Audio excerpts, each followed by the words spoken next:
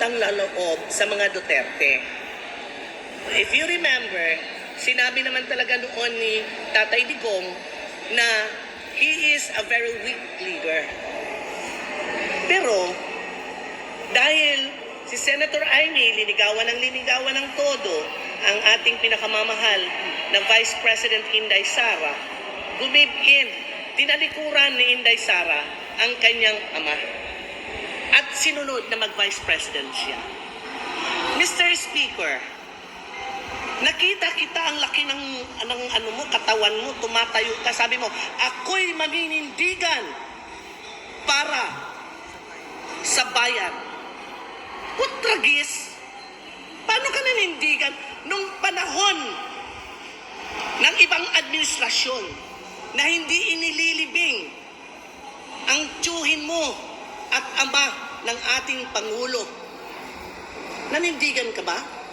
Di ba para kang pugsik doon sa tabi? Na hindi kayo makapagsalita? Ngayon nagkapoder ka? Ang yabang mo na maninindigan ka sa demokrasya. Anong demokrasya ang binibigay mo sa amin? Martial law itong binibigay mo sa amin. Kaya Mr. Speaker, tingnan mo, kung wala si Inday Sara, yan ang totoo.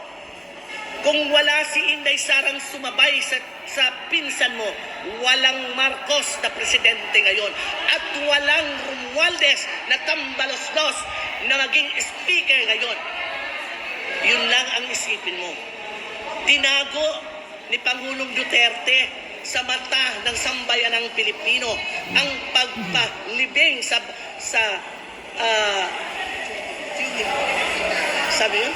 Libingan ng mga bayani. Sa libingan ng mga bayani. Oh, ayun. Dahil tatlong dekada, tatlong presidente na ang umupo, hindi na papalibing.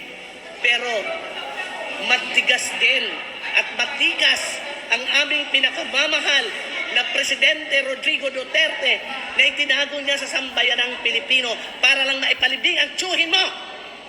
Napakawalang hiya mo. Correct. Ikaw ang pinakawalang hiyang naging Speaker of the House. Yes, Tingnan correct. mo, mga kakampi mo.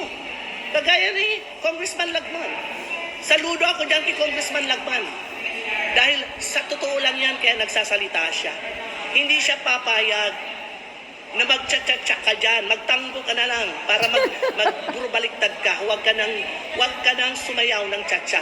Dahil hindi ka igi-iging tingnan pag nagsayaw ka ng tsatsa. Yun lang.